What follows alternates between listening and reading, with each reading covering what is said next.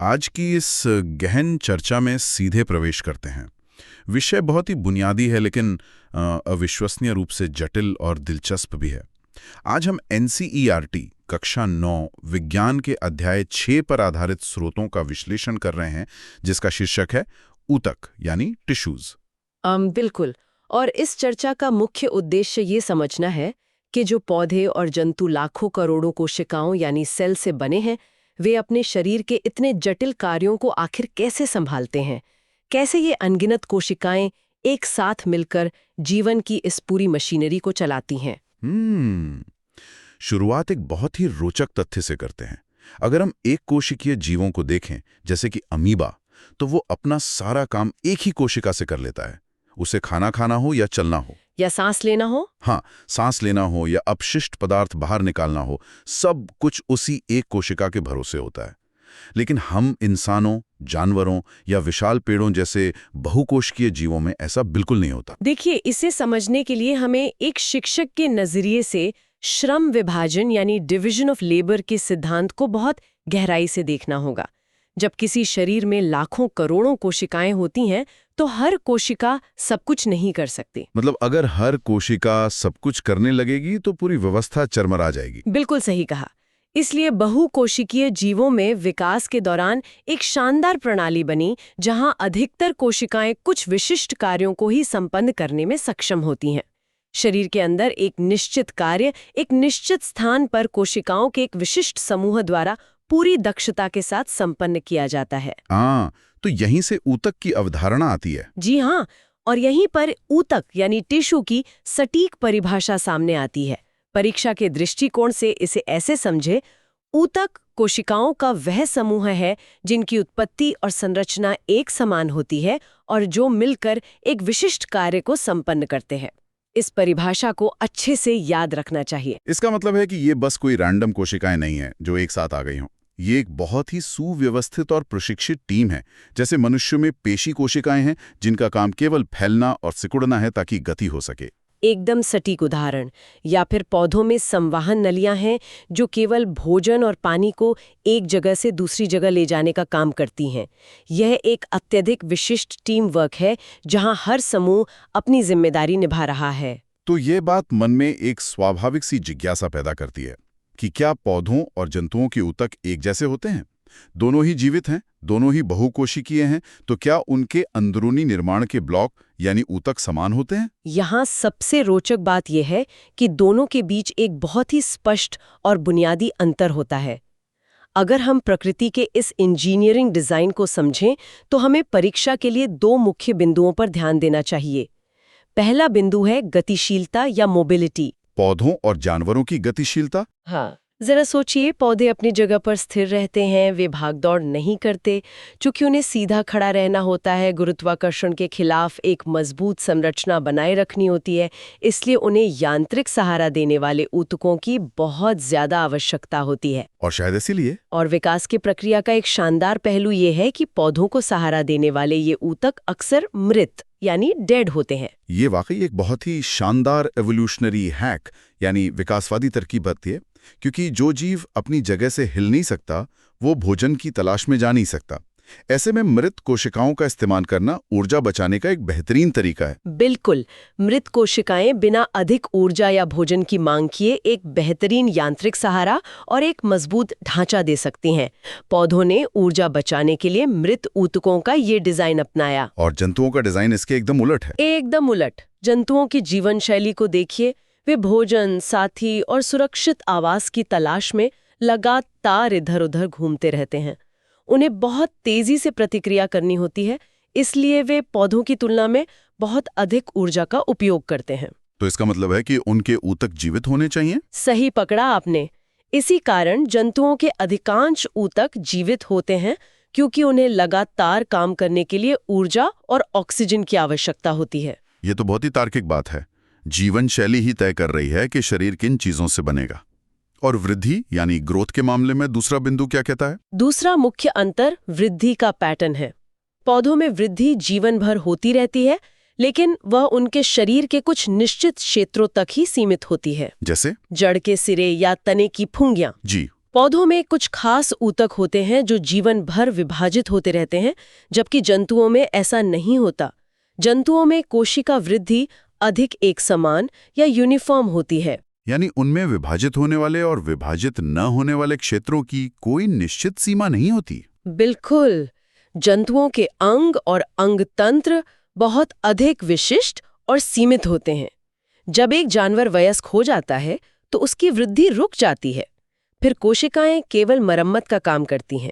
चलिए इसे विस्तार से समझते हैं और शुरुआत करते हैं पादप ऊतकों यानी प्लांट टिश्यूज से। एक प्याज की जड़ से लेकर नारियल के कठोर छिलके तक पौधों के इस डिजाइन में क्या-क्या चमत्कार छिपे हैं। पादप ऊतकों को स्टेप बाय स्टेप समझने के लिए हमें सबसे पहले विभज्योतक या मेरिस्टेमेटिक टिश्यू को समझना होगा।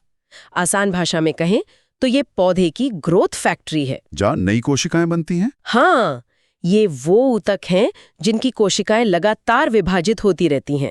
क्योंकि इन्हें तेजी से नई कोशिकाएं बनानी होती हैं, इसलिए ये अत्यधिक क्रियाशील होती हैं। इनके पास बहुत अधिक कोशिका द्रव्य होता है, पतली कोशिका भित्ति होती है और स्पष्ट केंद्रक होता है। और मैंने पढ़ा था कि इनमें रसधानी यानी वैक्यूल नहीं होती। बहुत सही पॉइंट है। दिलचस्प बात यह है कि इनमें रसधानी नहीं होती क्योंकि इन्हें कुछ स्टोर करके नहीं रखना है, बस विभाजित होना है। स्रोतों में दिए गए प्याज की जड़ों वाले प्रयोग से ये बात बहुत अच्छी तरह से साफ हो जाती है। अगर हम 2 पानी से भरे शीशे के जार लें और दोनों पर एक एक प्याज रख दें तो कुछ दिनों में उनकी जड़ें नीचे की तरफ बढ़ने लगेंगी। जी, क्योंकि जड़ के सिरे पर कोशिकाएं विभाजित हो रही हैं। बिल्कुल। लेकिन अगर हम दूसरे जार में रखी प्याज की जड़ों का ऊपरी हिस्सा यानी टिप केवल 1 सेंटीमीटर काट दें तो वो जड़ें बढ़ना ही बंद कर देंगी। ऐसा इसलिए होता है क्योंकि जड़ के उस ऊपरी हिस्से में शीर्षस्थ विभज्योतक, जिसे एपिकल मेरिस्टेम कहते हैं, वो मौजूद था। जब उसे काट दिया गया तो नई कोशिकाएं बनाने वाली वो मशीनरी ही खत्म हो गई। तो ये लंबाई बढ़ाने का काम करता है। हाँ, इसी तरह तने की मोटाई या परिधि में जो वृद्धि होती है वो पार्श्व विभज्योतक या कैम्बियम के कारण होती है, और पत्तियों के आधार या टहनियों के पर्व संधियों यानी नोड्स के पास अंतर्विष्ट विभज्योतक पाए जाते हैं जो उस हिस्से की लंबाई बढ़ाते हैं। एक सवाल जो अक्सर आता है कि जब ये कोशिकाएं लगातार विभाजित हो रही हैं तो पुरानी कोशिकाओं का क्या होता है? क्या वे जीवन पर विभाजित ही होती रहती हैं? ये एक बेहतरीन सवाल है। विभज्योतक द्वारा तैयार नई कोशिकाएं प्रारंभ में तो बिल्कुल उसी की तरह होती हैं, लेकिन जब वे परिपक्व होती हैं तो वे एक विशिष्ट कार्य करने लगती हैं। और उनके विभाजित होने की शक्ति खत्म हो जाती है? बिल्कुल खत्म हो जाती है। तब वे स्थायी ऊतक यानी परमानेंट टिश्यू बन जाती हैं। एक विशिष्ट कार्य करने के लिए स्थायी रूप, आकार और संरचना लेने की इस पूरी प्रक्रिया को विज्ञान की भाषा में विभेदीकरण या डिफरेंशिएशन कहते हैं। ये परीक्षा के लिए एक बहुत महत्वपूर्ण कीवर्ड है। यहाँ पर बात और भी दिलचस्प हो जाती है। यहीं से सरल स्थायी ऊतकों यानी सिंपल परमानेंट टिश्यूज की कहानी शुरू होती है। स्रोतों को पढ़ते हुए मुझे ये बहुत दिलचस्प लगा कि कैसे एक ही प्रकार की कोशिकाओं से बने ये ऊतक पौधे में कितने अलग-अलग काम करते हैं। सही कहा। अगर हम सबसे बुनियादी ऊतक की बात करें तो वो है पेरेन्काइमा। हम इसे पौधे का मूल पैकिंग मटेरियल कह सकते हैं। पैकिंग मटेरियल, ये बहुत अच्छा शब्द है। इसकी कोशिकाएं जीवित होती हैं, इनकी भित्ति पतली होती है और इनके बीच काफी खाली जगह होती है। इनका मुख्य काम भोजन का भंडारण करना है। जब हम आलू खाते हैं तो हम असल में पेरेन्काइमा कोशिकाओं में जमा हुआ स्टार्च ही खा रहे होते हैं। ये तो बहुत ही रोजमर्रा का उदाहरण हो गया। हाँ, पेरेन्काइमा बहुत ही बहुमुखी है। परीक्षा के लिए हमें इसके 2 विशेष रूपों को याद रखना चाहिए। पहला, जब पेरेन्काइमा में क्लोरोफिल पाया जाता है और वो प्रकाश संश्लेषण का काम करने लगता है तो उसे क्लोरेन्काइमा या हरित ऊतक कहते हैं। और दूसरा, वो जो पानी वाले पौधों में होता है। बिल्कुल। कमल या जलकुंभी जैसे जलीय पौधों में इन पेरेन्काइमा कोशिकाओं के बीच हवा की बड़ी बड़ी गुहाएं बन जाती हैं। ये हवा भरी गुहाएं पौधे को पानी में तैरने के लिए उत्प्लावकता या बाइंसी देती हैं। इस विशेष रूप को एरेन्काइमा कहते हैं। ये तो हुई खाने को जमा करने और पानी में तैरने की बात। लेकिन पौधों का एक और जादुई गुण है, उनका लचीलापन। जब बहुत तेज हवा चलती है या तूफान आता है तो पेड़ों की डालियां और पत्तियां बुरी तरह मुड़ जाती हैं, लेकिन वो आसानी से टूटती नहीं है। हाँ, वे टूटती नहीं हैं। ये लचीलापन एक दूसरे ऊतक के कारण आता है जिसे कोलेन्काइमा कहते हैं। कोलेनकाइमा पौधों को बिना टूटे लचीलापन या फ्लेक्सिबिलिटी प्रदान करता है। ये मुख्य रूप से पत्तियों के डंठल और तनों में पाया जाता है। इसकी कोशिकाएं भी जीवित होती हैं, लेकिन इनकी बनावट थोड़ी अलग होती है। वे कोनों पर मोटी होती है ना? बिल्कुल, ये लंबी होती हैं और कोनों पर अनियमित ढंग से मोटी होती हैं। कोनों पर इसी मोटाई के कारण ये तने को लचीलेपन के साथ साथ यांत्रिक सहारा भी देती हैं। और अगर हमें लचीलेपन की जगह अत्यधिक कठोरता चाहिए, जैसे कि अखरोट का छिलका या नारियल का रेशेदार बाहरी आवरण, तो वहां स्क्लेरेनकाइमा ऊतक काम आता है। ये बहुत ही महत्वपूर्ण ऊतक है। स्रोतों के अनुसार यह ऊतक पौधों को कठोर और मजबूत बनाता है और इसकी कोशिकाएं मृत होती हैं। ये कोशिकाएं इतनी लंबी और पतली होती हैं और इनकी बाहरी दीवार लिग्निन नामक रसायन के कारण इतनी मोटी हो जाती है कि कोशिका के भीतर कोई आंतरिक जगह ही नहीं बचती। लिग्निन एक तरह से पौधों के लिए प्राकृतिक सीमेंट का काम करता है। लिग्निन की यह परत ही उन्हें वह जबरदस्त मजबूती देती है। अब चूंकि हम पौधों के बाहरी आवरण की बात कर रहे हैं, तो हमें एपिडर्मिस को भी समझना होगा, जो सबसे बाहरी परत होती है। जी, यह कोशिकाओं की सबसे बाहरी परत है, जो पौधे के सभी अंगों की रक्षा करती है। शुष्क या रेगिस्तानी स्थानों वाले पौधों में यह एपिडर्मिस बहुत मोटी हो सकती है, ताकि पानी का नुकसान कम हो। अक्सर यह क्यूटिन नाम के एक जल अवरोधक मोम जैसा रासायनिक पदार्थ का लेप बनाती है। और इसी बाहरी परत यानी पत्तियों की एपिडर्मिस में हमें छोटे छोटे छिद्र भी मिलते हैं, जिन्हें स्टोमेटा कहा जाता है। और इन स्टोमेटा का काम बहुत जरूरी होता है। इन छिद्रों को दो राजमा या वृक्क के आकार की कोशिकाएं घेरे रहती हैं, जिन्हें रक्षी कोशिकाएं या गार्ड सेल्स कहते हैं। वायुमंडल से गैसों का विनिमय करना हो या बाष्पोत्सर्जन के जरिए पानी को भाप के रूप में बाहर निकालना हो, ये गार्ड सेल्स ही दरवाजे की तरह खुलते और बंद होते हैं। और एक बात और ध्यान देने वाली है, जैसे जैसे वृक्ष की आयु बढ़ती है, तने की ये बाहरी परत एक द्वितीयक विभजोतक से बदल जाती है और छाल या कॉर्क बन जाती है, जो कि मृत होती है। हाँ, इन छालों की कोशिकाएं मृत होती हैं, एक दूसरे से बिल्कुल सटी हुई होती हैं और इनकी भित्ति पर सुबेरिन नामक एक पदार्थ जमा हो जाता है। सुबेरिन इन छालों को हवा और पानी के लिए अभेद्य यानी पूरी तरह से वाटरप्रूफ और सुरक्षित बनाता है। तो ये तो बात हुई सरल ऊतकों और सुरक्षा की। लेकिन जो बड़े बड़े पेड़ होते हैं 100 फुट ऊंचे, वो जमीन से पानी ऊपर पत्तियों तक कैसे पहुंचाते हैं और पत्तियों में बना खाना जड़ों तक कैसे आता है? इसके लिए पौधे जटिल ऊतकों या कॉम्प्लेक्स टिश्यूज का इस्तेमाल करते हैं। सरल ऊतक एक ही प्रकार की कोशिकाओं से बने थे, लेकिन जटिल ऊतक एक से अधिक प्रकार की कोशिकाओं से मिलकर बने होते हैं और एक टीम या इकाई की तरह काम करते हैं। इसके दो बेहतरीन उदाहरण हैं, जाइलम और फ्लोएम। बिल्कुल, इन्हें आप पौधे का प्लम्बिंग और डिलीवरी सिस्टम मान सकते हैं। अगर हम जाइलम की बात करें तो ये एक बिल्डिंग के उस शक्तिशाली वाटर पंप की तरह है, जो जमीन के नीचे से पानी और खनिज लवणों को खींचकर पौधे के सबसे ऊपरी हिस्सों तक पहुंचाता है। जाइलम में ट्रैकिड, जिसे वाहिनिका कहते हैं, वाहिका, जाइलम पैरेन्काइमा और जाइलम फाइबर होते हैं। और पैरेन्काइमा को छोड़कर इसकी ज्यादातर कोशिकाएं मृत होती हैं। और दूसरी तरफ फ्लोएम है। आप इसे एक फूड डिलीवरी नेटवर्क समझ सकते हैं, जो खाना पहुंचाता है। हाँ, जब पत्तियां प्रकाश संश्लेषण से भोजन बना लेती हैं, तो फ्लोएम उस भोजन को पौधे के हर हिस्से जैसे तने, जड़ों और फलों तक पहुंचाता है। इसमें छालनी नलिकाएं, साथ ही कोशिकाएं, फ्लोएम पैरेन्काइमा और फ्लोएम रेशे होते हैं।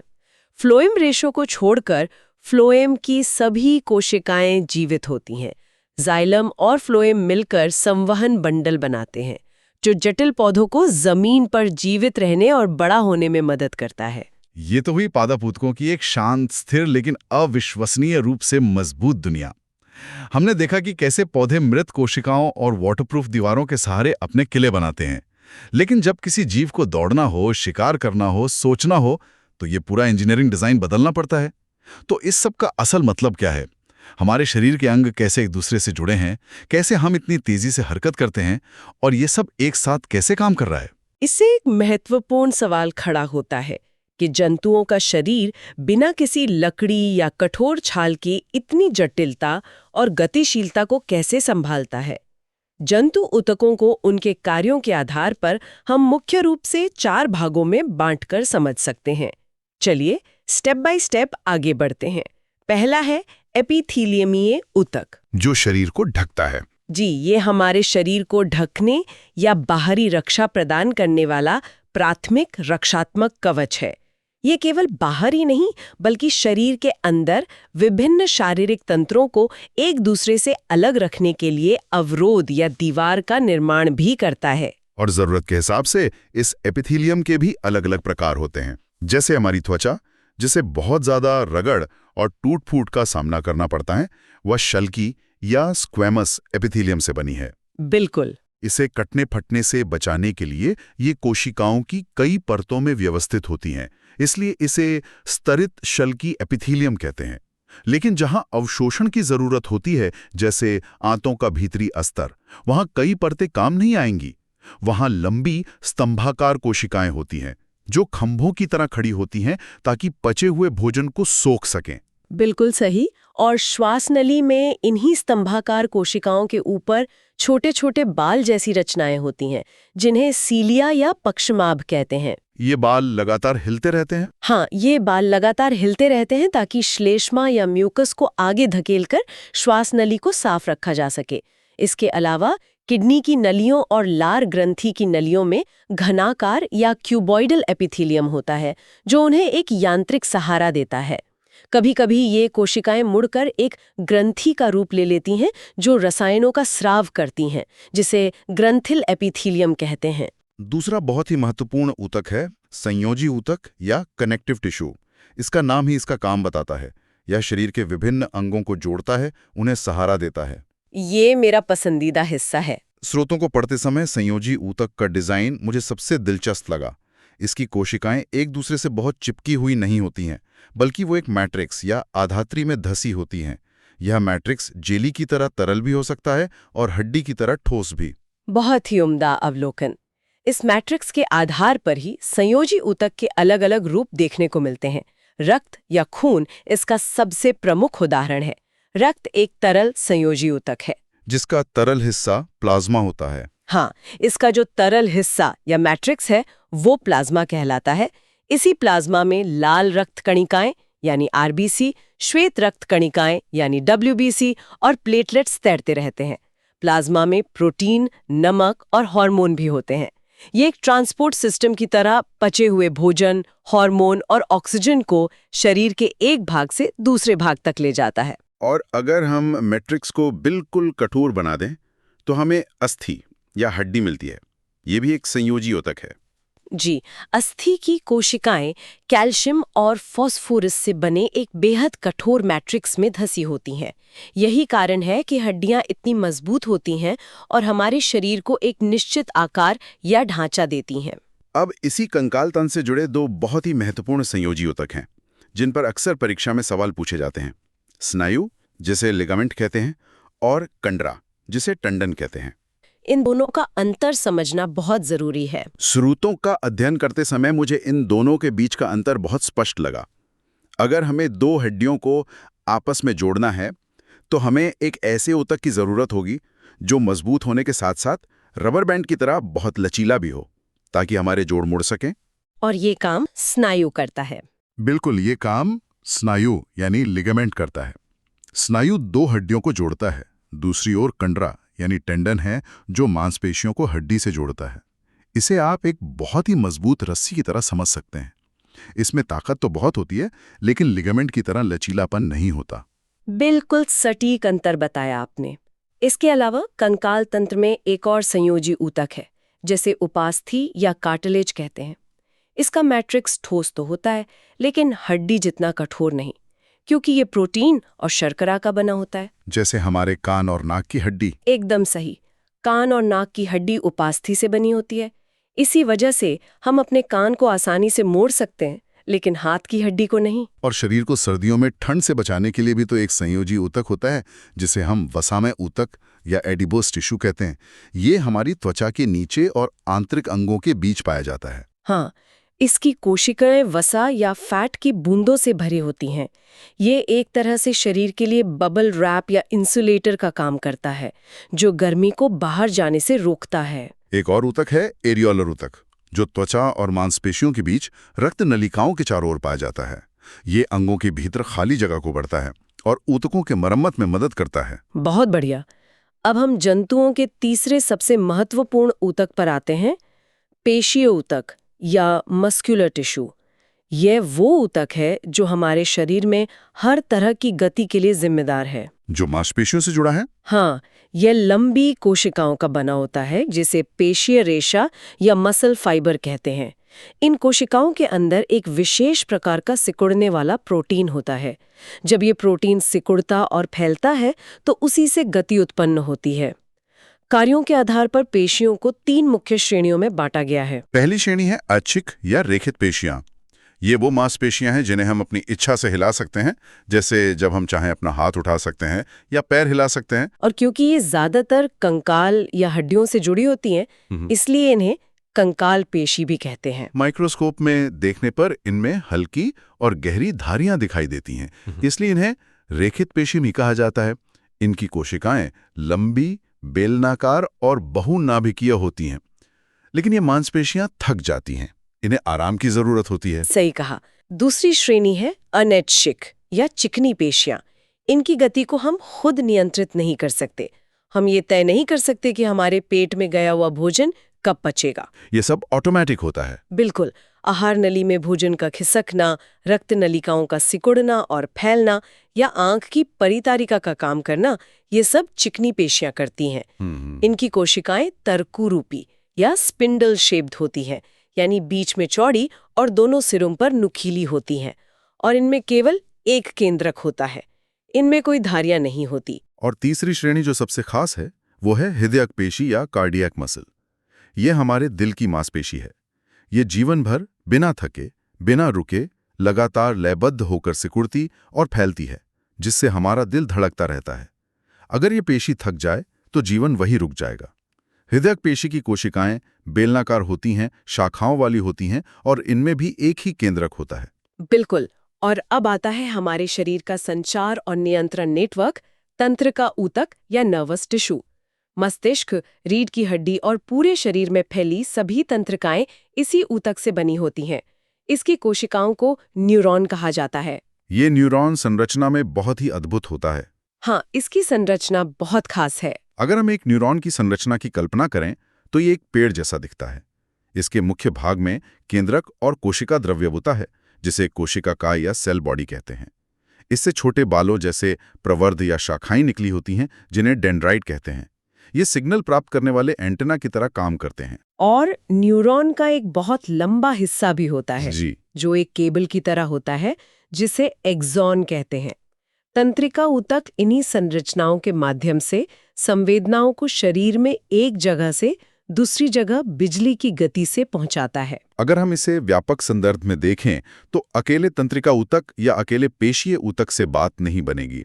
इन दोनों का एक साथ काम करना ही सभी जंतुओं को किसी भी उत्तेजना पर तुरंत प्रतिक्रिया करने और जीवित रहने में सक्षम बनाता है। जैसे जब हमारा हाथ किसी गर्म चीज पर पड़ता है। हाँ, उदाहरण के लिए जब कोई बहुत गर्म चीज हमारे हाथ को छूती है तो तंत्रिका ऊतक तुरंत मस्तिष्क तक संकेत भेजता है और मस्तिष्क उसी तंत्रिका नेटवर्क के जरिए पेशीय ऊतक को आदेश देता है कि सिकुड़ो। तब पेशीय ऊतक हाथ को तुरंत पीछे खींच लेता है। नसों और मांसपेशियों का यही संयोजन जंतु जीवन का सबसे बड़ा आधार है। हम अक्सर खुद को या किसी भी जीव को एक अकेले जीव के रूप में देखते हैं। हम सोचते हैं कि हम बस एक इकाई हैं।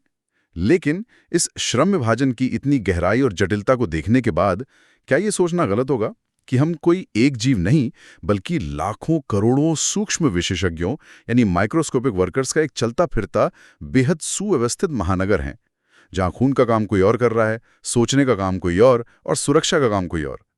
अगली बार जब हम अपने कान को मोड़ते हैं, किसी गर्म चीज से झटके से हाथ पीछे खींचते हैं या किसी अखरोट के कठोर छिलके को देखते हैं, तो हमें उन लाखों अदृश्य विशेषज्ञों के बारे में जरूर सोचना चाहिए, जिनकी दिन रात की मेहनत और सटीक कार्यप्रणाली हमारी इस सामान्य सी लगने वाली दुनिया को संभव बनाती है।